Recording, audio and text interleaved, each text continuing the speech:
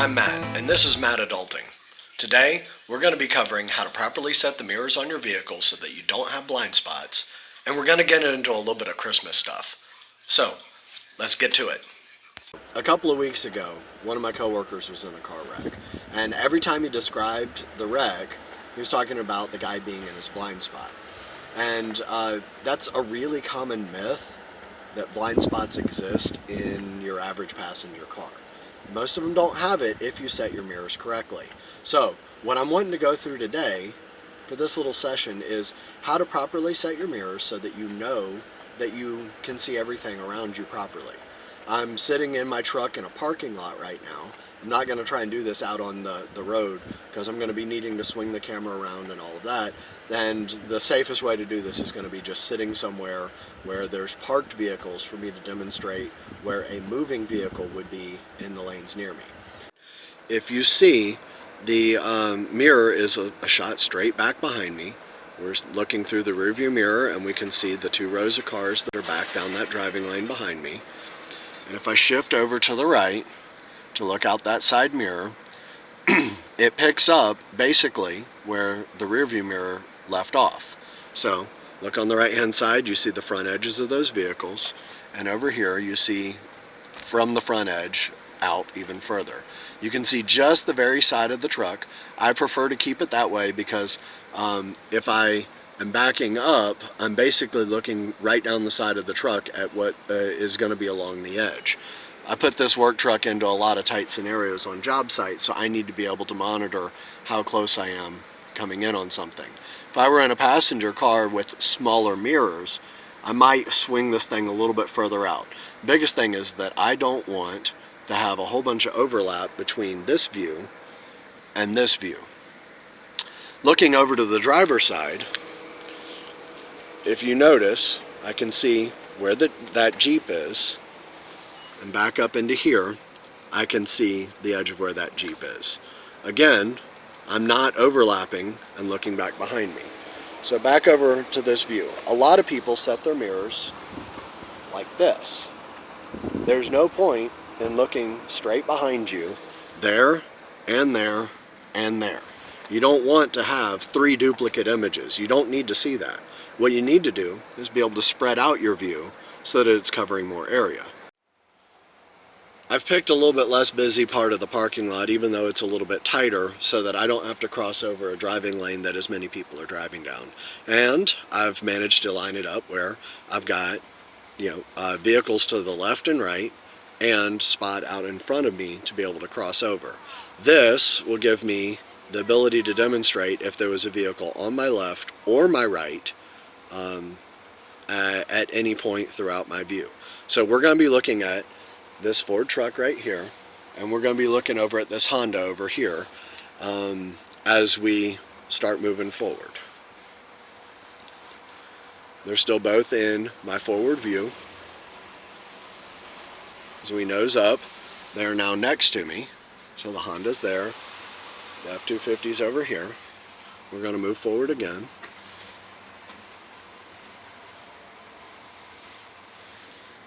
Honda's still there. Ford's still here. Out of my peripheral, I'd be able to see both of those. And if you notice in the mirror, the Honda's already there, and the Ford's already there. So, let's move forward a little bit more. You'll see Honda's still there, Ford's still there, and I'm picking them both up in my rearview mirror now. So,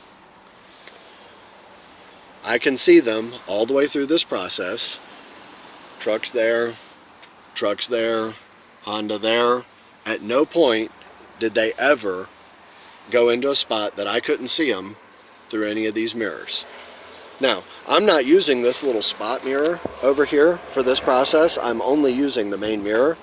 I only use this spot mirror for when I'm backing up. If you look right here, you can see the parking line for the spot that I'm currently pulled into. I use it to look at my tires when I'm backing up. So I don't set this thing to where it's swung in and at me looking behind me and then try and use that little spot mirror to find what's out there. I'm using the big mirror to find what's out there, and this spot mirror is only for up close viewing. Now that we've finished up the in the truck session, let's go ahead and get to the Christmas stuff. This part's really fun. Alright folks, let's talk Christmas lights. Everybody's familiar with these. I don't know if you're familiar with these. This thing right here is a nifty little multi-use piece of equipment for hanging Christmas lights.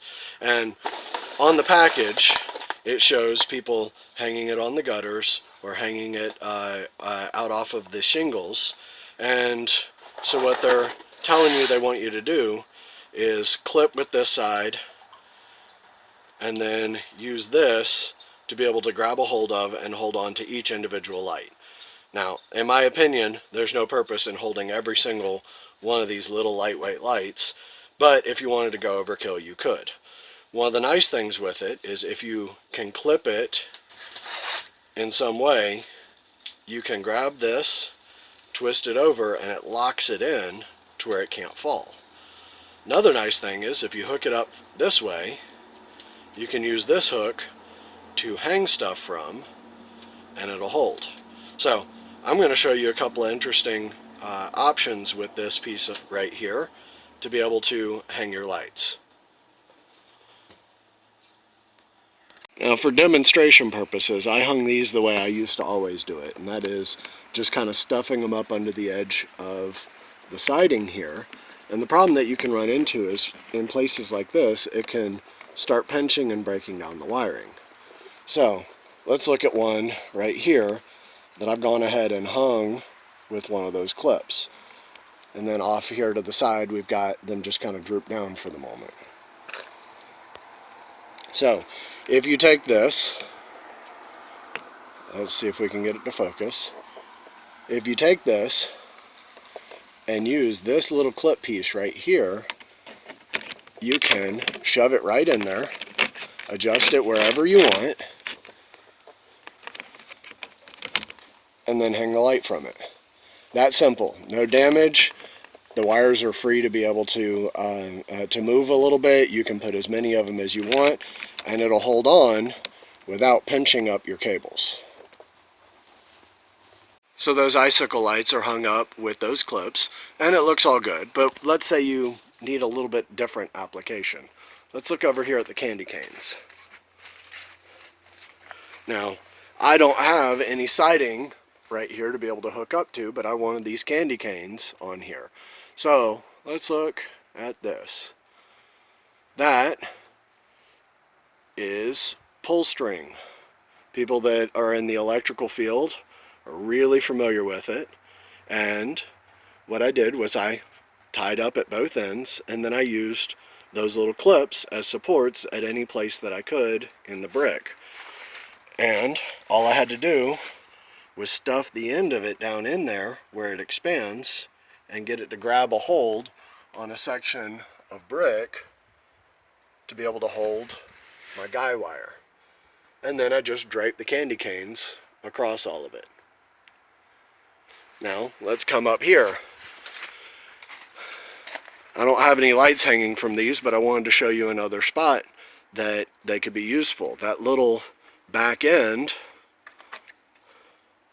can be shoved down into a little crevice and grab a hold and get it to be able to hold on to a cable if you were dropping it on here. Now this isn't as strong as the other spots, but it'll hold, and we can put several of these across here and hang something if we wanted to.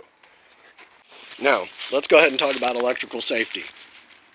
I've got a spot, and I'm going to hide it a little bit better, but I've got a spot where I have an electrical cord running out across the yard to be able to get to some laser lights that shine out on the house. So, this thing's sitting on the ground, and where I have to plug in from one to the next is going to possibly be exposed to water. So, that's what this is for. This is a cord protector, and it's got rubber ends, and it's got multiple of these rubber baffles as it goes through, and when you pinch the thing down around the connection, it makes a watertight seal where water can't get in there and be able to get into your connection. It also makes it so that you can pull on it, somebody could trip on it, whatever, and it doesn't unplug itself. These things generally run for just a few dollars. Christmas time is actually a good time to be able to pick them up, but you can buy them year-round. I use them on job sites all the time. Now, let's follow that cable over to here. Got a spot where these laser lights that shine up on the house are plugged in, and I don't want them on the ground, but they use this big box transformer instead of using a regular plug. So, how do we protect it? We put it on a stake that comes up out of the ground and makes it so that we can keep them from laying down in the ground where they'd be able to get water all in them. And if you look at the surface of it, any of the unused plugs are covered. Well, that's it this time. Thanks for watching, and I'll see you next time.